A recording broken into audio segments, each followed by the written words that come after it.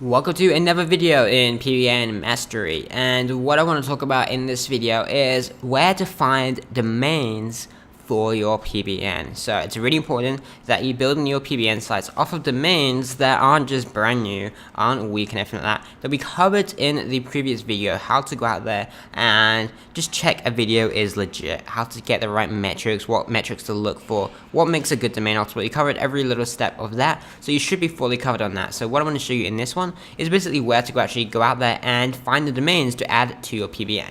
So before we do that, there's two different types of domains that people generally use. So the first type is expired domains. And an expired domain means that it totally dropped out of the system, and you can go out there and you can register it from any registrar in the world for the standard registration fee, which is like $10 or whatever it is, depending on the domain extension.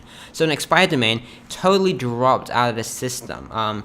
Basically, it's fully expired and you can register it from any registrar in the world. If you can only register it from one registrar, then it's not expired fully, it's in the process of expiring. So that's the first type, expired, and that is just fully dropped domains. We'll cover more on which one is better and stuff like that. But generally speaking, you can't get as powerful expired domains simply because the best ones are already taken before they fully expire to the public. And expiring domains is the second type. And expiring means that it has expired. It's past the date. When someone registers a domain, it will say like 1 year from this date until that date. It's past the end date.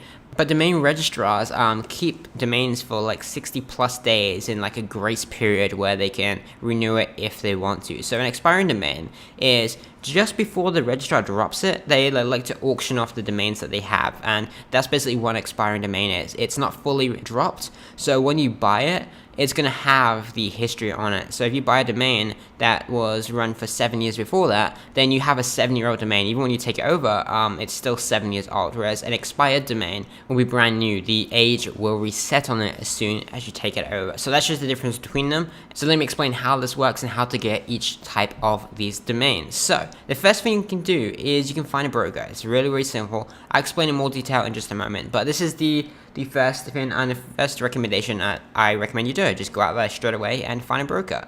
You can do the other stuff and you can figure it all out later, but this is the first thing I recommend doing because it's absolutely the easiest to do, and then you can focus on the others as you start building up your network and as you start making more money out of what you do. The second thing is scraping. Now, this is a little bit manual, and it only finds expired domains here. So you can only find expired domains from this, and this is basically scraping the web for old links and stuff and seeing if the domains are available that are in those links. So if you find a document from 2007 and it links out to some websites, there's a good chance some of them aren't available anymore. Some of the sites are shut down. So you check in to see if the domains are available to register today, and if they are, you can go and register them from any registrar in the world. So the expired, totally dropped domains, but it's an efficient way a lot of people are using this today of finding domains. And the third type is auctions. And this is where you join auctions like GoDaddy auctions and you have a look through the domains that are for sale. Now these are usually, and I'm saying usually because some people sell the domains that they have, but this is usually domains that have expired and they're past the period where the person can renew them, and someone like GoDaddy or whatever is like, hey, we may as well just sell these now rather than just letting them drop. Let's see if we can get any money for them. So this is what the auctions usually consist of. You can get some good expiring domains here, so they're not dropped.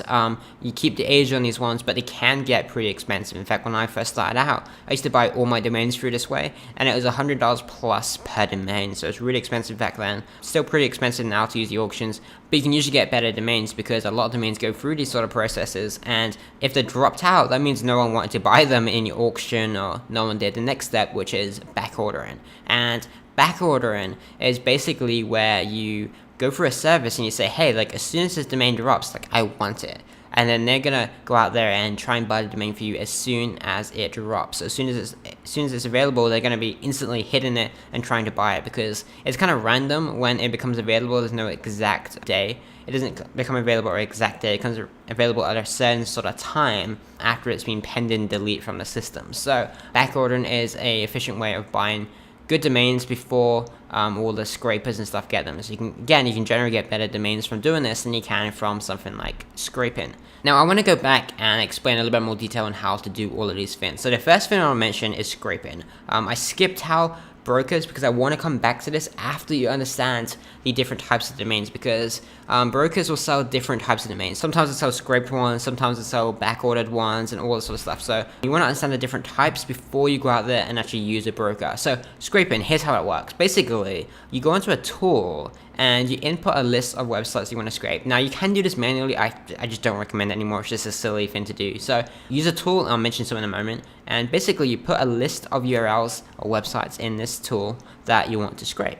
And the scraper, what it's going to do is going to crawl all those websites that you inputted into it, and it's going to find outbound links from it. So if you put in, like we mentioned before, like an old website from 2007, it's going to crawl through that website and look for links that are pointing outwards, so not inbound links and not internal links, but links to different sites. And what it's going to do when it has all these outbound links is going to check if the domain is unavailable. So once it's got all these outbound links, it's going to check if the domain of the outbound link is available, as in if it's unregistered. And if it is unregistered, then what it's going to do, and by unregistered I mean like totally available to register, like it's totally dropped out of the system. You can go out and register it from any registrar in the world. And what it does then, if it is unregistered, if it is available to register for yourself, then what it does is it checks the metrics of that domain to see if it's any good.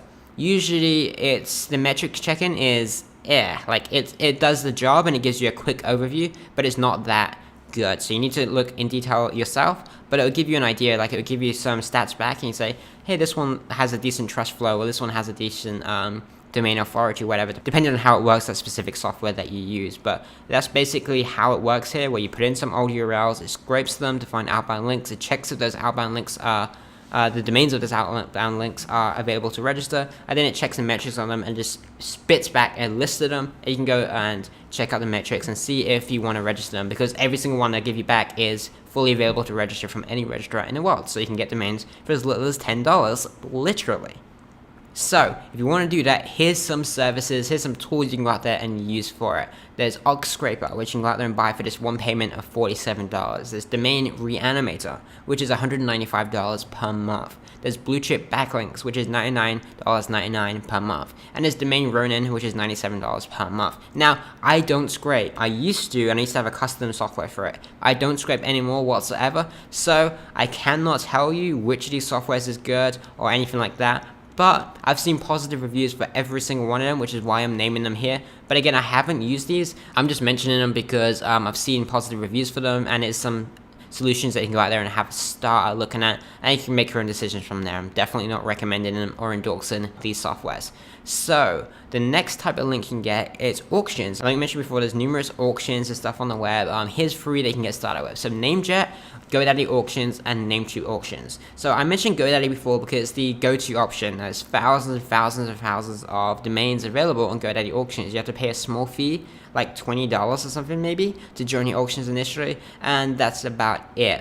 You just have to bid on domains after that. It's pretty simple. Namecheap auctions, I'm pretty sure they're free. They also have thousands of domains available, but from my look, they were less quality than GoDaddy. Again, I haven't done this in a while, but when I last looked, they didn't seem to be the same quality as GoDaddy. So I prefer GoDaddy, but it doesn't hurt to look on both, especially Namecheap because it's totally free to join. And if you want better quality domains, you will have to spend more money. I think it's like $60 plus. If it's 60 or 70, I think it's $60 plus Namejet. But Namejet have a great auction for better quality domains. So you have to pay more money, but you're gonna get better quality domains than GoDaddy and Namecheap. So that's my advice on that. Just join all of them, just have a look what they got. And if you want to use auctions, that's a great start. You can look even more auction sites on the web, but just start looking. Alright, so the final method is back ordering. And the basic principle is that expired domains can actually take 60 plus days until they fully expire or drop, which is a better term. So drop out the system so you can register them. It takes 60 plus days to do that. So here's an example of how exactly this works. So you go to a service like Snap Names and you back order them. And as soon as it gets to the point where it's pending delete, so it's expired for quite a long time, and when you look it up at like a Whois check, it's going to say that the domain is pending delete, which means it's going to delete anytime soon. It's going to fully drop anytime soon, and you will be able to register it. So what it's going to do then is consistently, just repeatedly hit that server, checking if it's available. And if it comes back saying yes, then they instantly register the domain for you. That's basically how back ordering services work. They do that over and over again, and if they catch it, then they'll buy the domain for you and you have it. If not, then you don't have it. Simple as that. Now, what can happen also is that someone else back ordered that same domain from a different provider, and what's going to happen then is that you get your money refunded. It's really that simple. So actually, some services like Phoenix, which we'll mention later, they don't charge you up front, so you have to pay your money up front, which is good.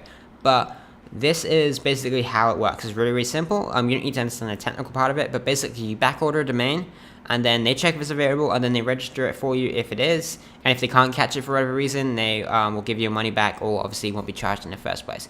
Now, there's a way of taking this even further, which I highly, highly recommend, because the fact that they refund your money if they don't catch it. And that is that not only do you back order at Snap Names, you also back order at Phoenix and Dropcatch. And I'm just giving you examples here, but all these different services, because you don't get charged if you don't capture the domain. So if they don't capture the domain, you get your money back, or you don't get charged in the first place. So if you can reserve it at all these different companies, they're all going to fight for that domain, and whichever one wins it, because there's no way of saying which one is faster. They all work differently. Sometimes Dropcatch will work, sometimes Snap Names, sometimes Phoenix. You don't know which one is going to get it. So if you really want a domain that's really good, then back order at multiple of them and let them all try and catch it, and then whichever one does, then you can have it at that one. You have to pay whatever fee they charge, which actually, let's move on to that next. So that is what I recommend, back order and multiple services. I got interrupted, but basically that is how that works. You back order multiple services, they all try and get it,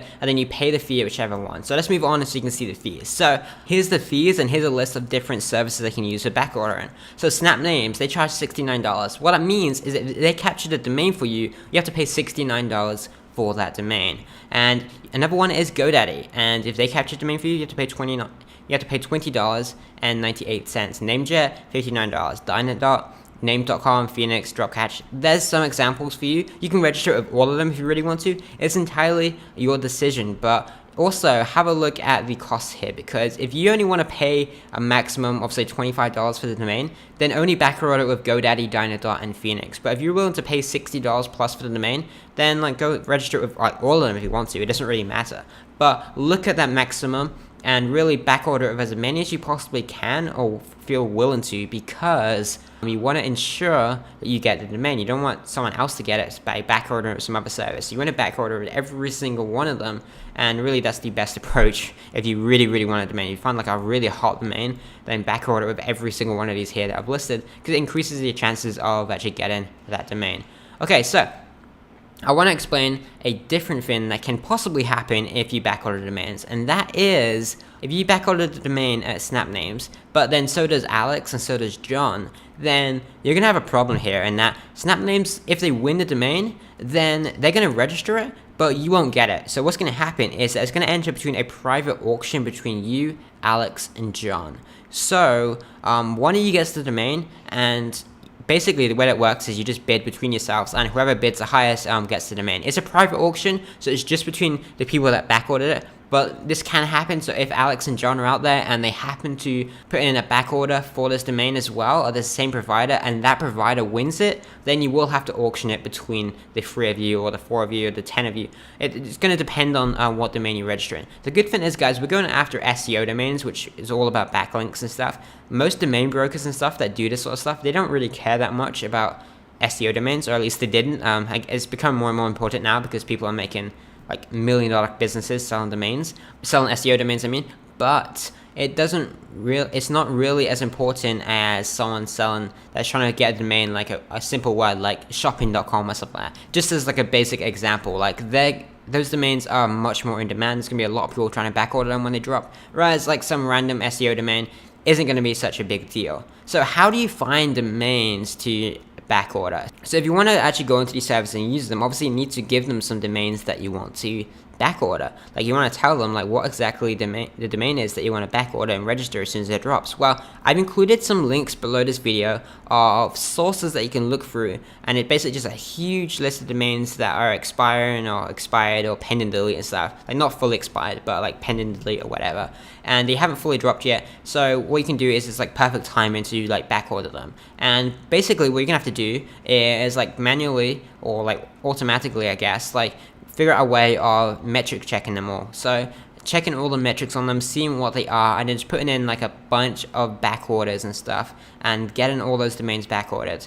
Basically, this is a really advanced strategy, guys. It's advanced, but you will find some really good domains from this versus getting like scraping domains and stuff like that. So it is a little bit advanced, and the reason I'm not giving you like step-by-step instructions because this isn't for like total newbies. So if you're looking at this thinking, what the heck is he talking about? Then like just stay away from this. I'm deliberately keeping it this simple and giving you a overview of how it works and giving you the tools and the links and everything necessary to go out and do it if you want to figure it out and if you're a technical person. But if you're not, then please just skip it. Please don't message me like, how exactly do I do this and this and this, because I can't give you step-by-step instructions on this, but I am giving you the tools and the resources to go out there and figure it out for yourself.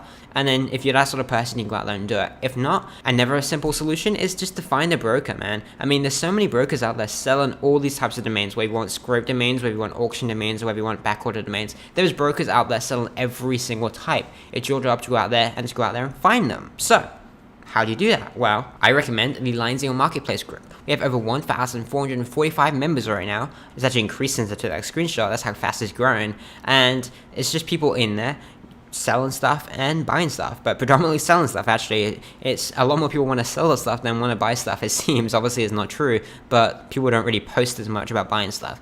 And a lot of people ask me when I say this is, yeah, but do you have any specific broker recommendations? And guys, look, when you get into building more PBN sites and stuff like that, you have a bigger network, you're going to start finding special relationships with people that aren't usually available to everyone else. So I work with brokers and I have relationships with people that aren't just going to post in my marketplace group saying they're selling domains. And I can't just give you the details to that. I can't share every little tiny thing of my business. I just can't. But if you're asking that question, then it's pretty simple. Just go into the marketplace group, or any marketplace for that matter. There's numerous ones on the web. And just look at the brokers that are offering their services there and just see the reviews. Like, you guys are asking me like how to look if it's a good company or not. Just look at the reviews. There's 1,400 people in this group, and what happens every single time someone sells something, if they're reputable, there's going to be numerous reviews of it saying how positive it is and stuff like that. And then also from there, just ask them to look at some domains. Like, hey, can you send me a sample of some domains or something like that? So you can actually see the quality of the domains that they're selling. That's really all there is to it. Like, just try them out, but before that, like, get some feedback and stuff by looking at the reviews and stuff. Just go through some, guys. I can't give you like my personal context for this. I just can't share it with everyone. But just go through this list, go through the groups, go through the marketplaces, and have a look at brokers. See the ones that have good reviews and ask them to sample like a domain or two so you can see the quality, and ask them which type of domains they're selling and all that sort of stuff. If you're interested in getting like scraped ones or expired ones or auction ones or anyone in particular. So hope this video helps. That's all about it. I recommend starting out finding a broker, and then later on you can evolve to scraping, or you can evolve to using auctions, or you can evolve to back ordering. But start out just finding a broker, get your PBN set up, start making money from it, and then you can figure out all the stuff later. It's not really that important right now to have a particular way of getting domains. Just get some domains, set up your PBN, and start making some money. So I hope you enjoyed this video, and I'll see you in the next one.